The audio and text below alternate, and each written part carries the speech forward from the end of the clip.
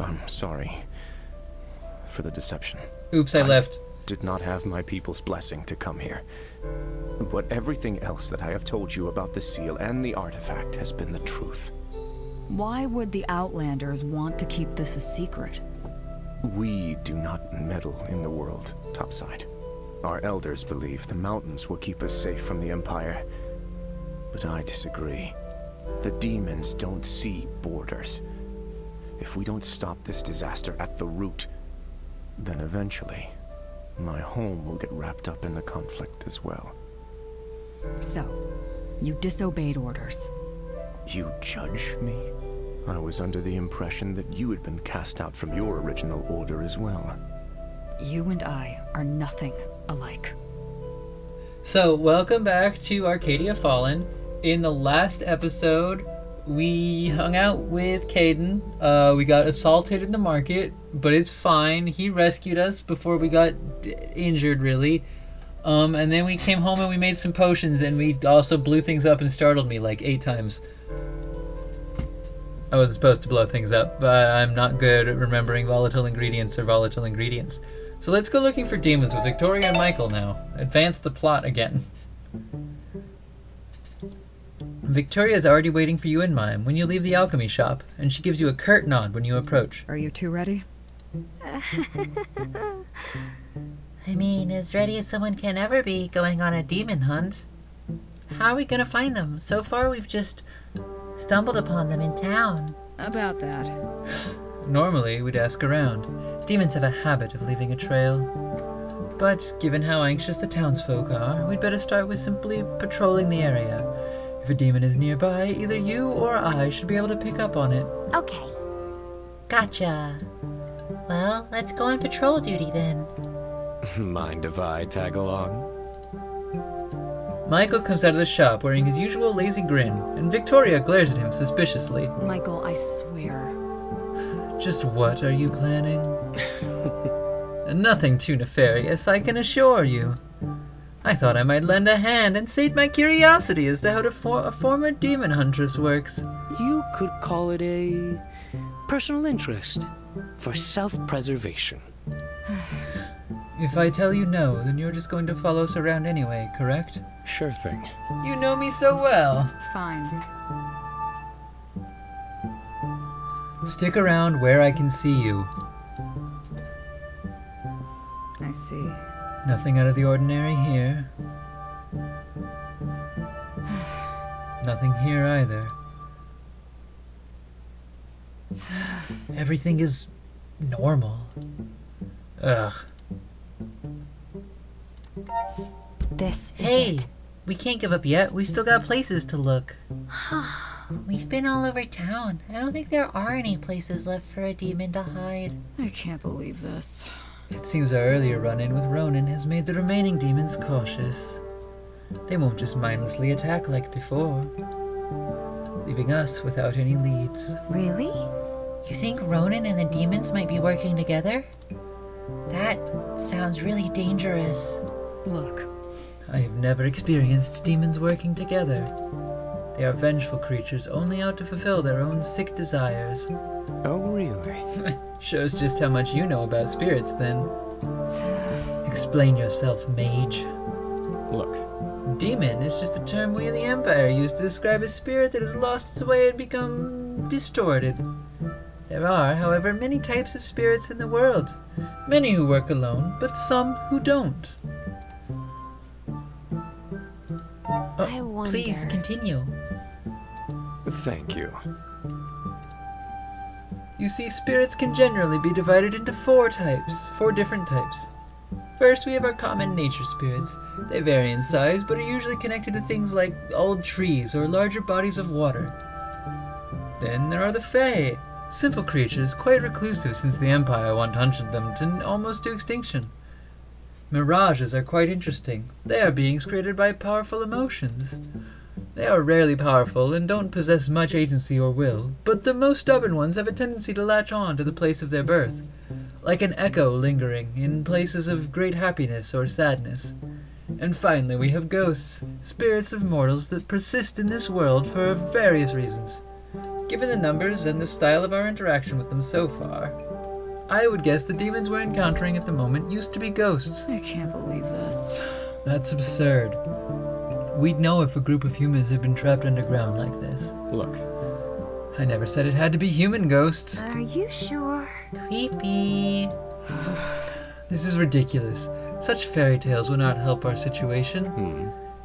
Do with the information what you will. My point was simply that if my theory is correct and these demon spirits are connected, if they died together, say an army or a family, well, then there's good reason to believe that they are working together towards a common goal. So that's how it is. And what goal would that be? Not a clue. You are the worst.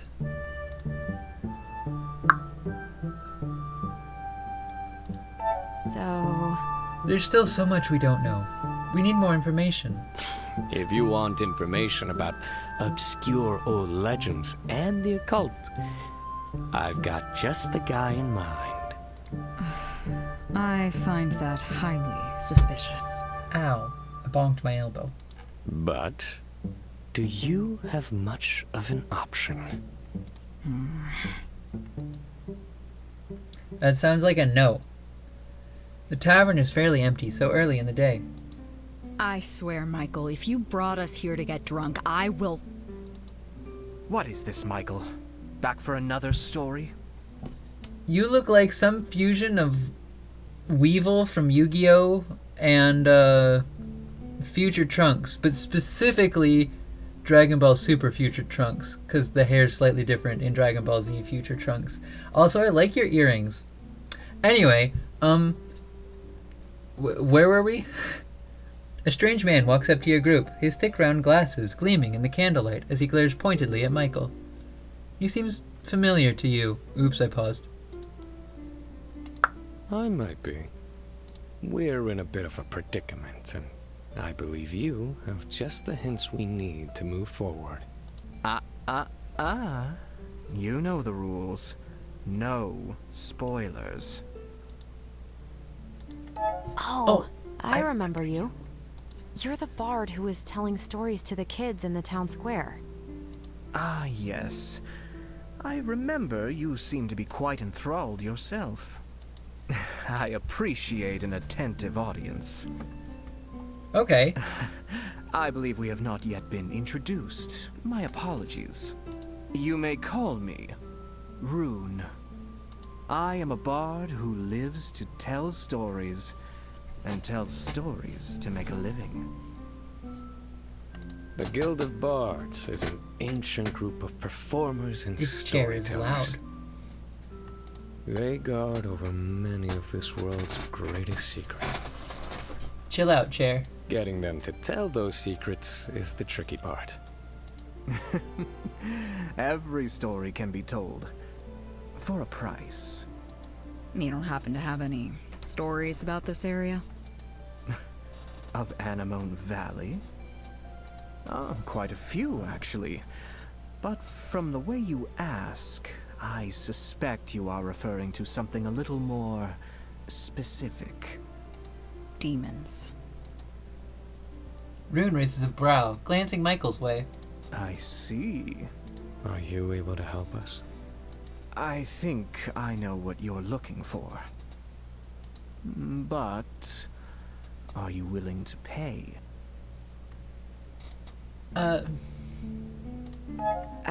We don't have a lot of We money? don't have a lot of money, but I'm sure we can work something out. Spoken like a true diplomat.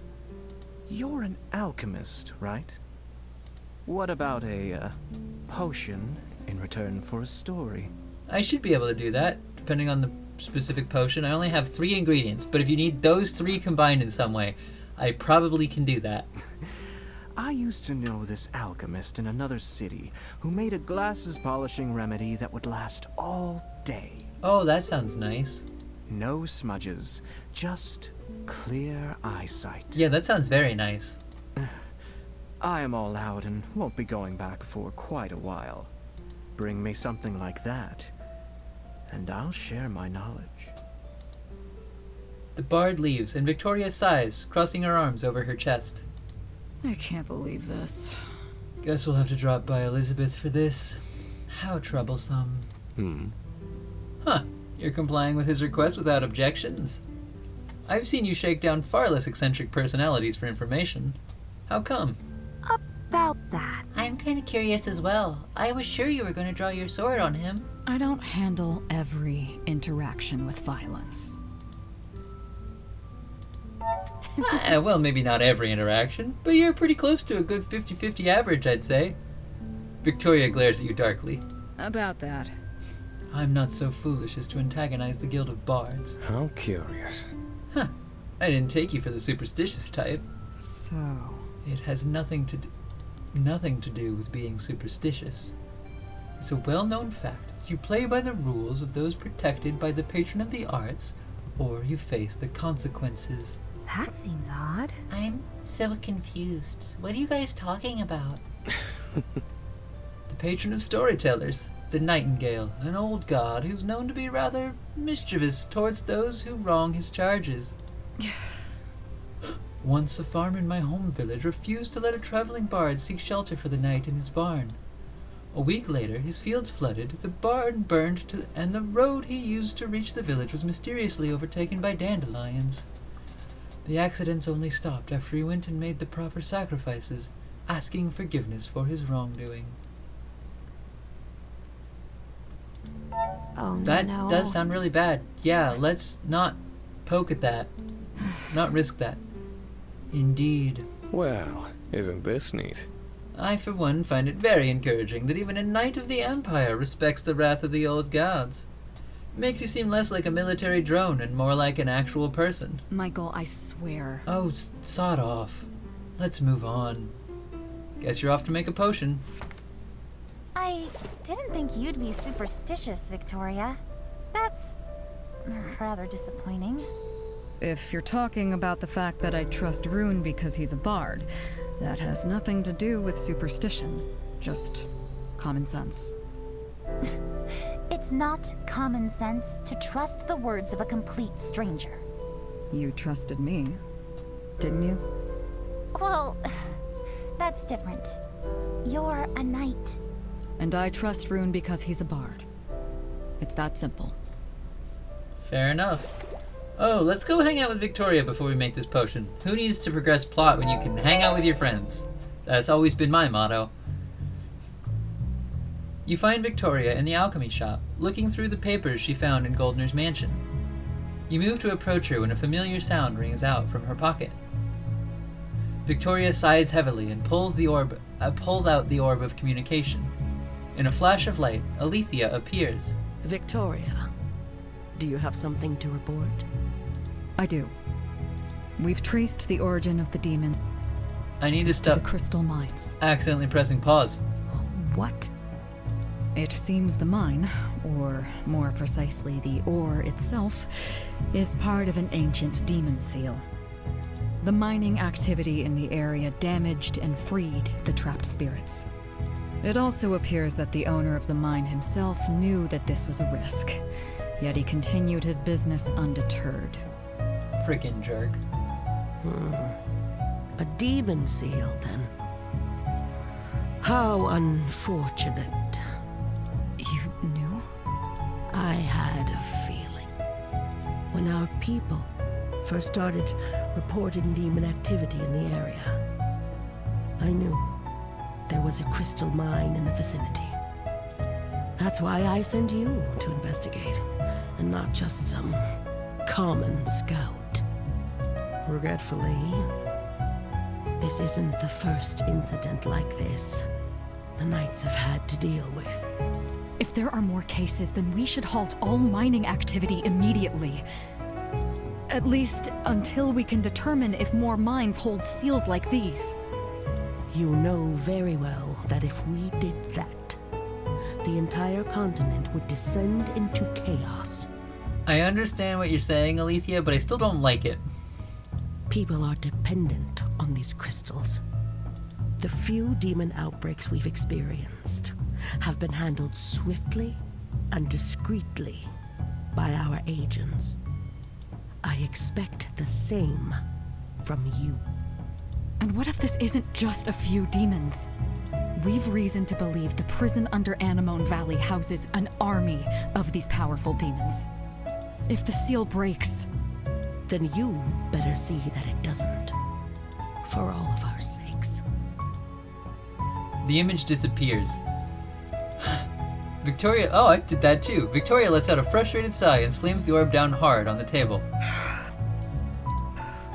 Cursed politics.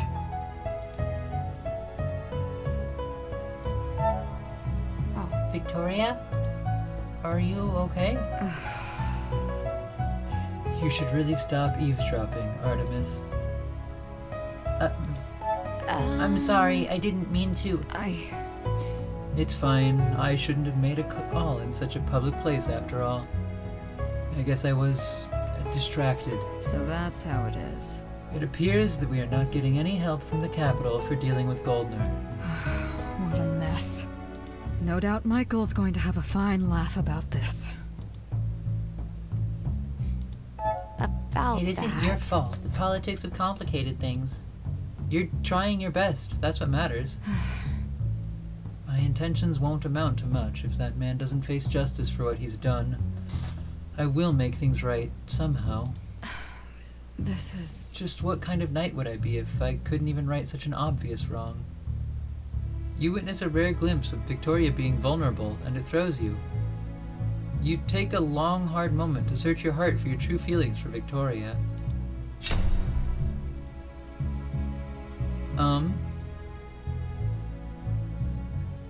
I think I do.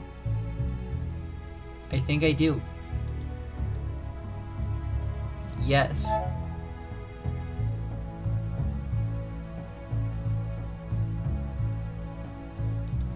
You see... Even if you fail, then you're still you. And I think you're great because you're the type to never give up. You smile, and Victoria's face flushes faintly. She looks away, a hand over her mouth. You... Thank you. She breathes in deeply to compose herself. Alethea might have decided that Goldner and the mines can't be touched. I respect her decision, but that doesn't mean we can't do a little bit of digging ourselves. He will pay for what he's done, one way or another.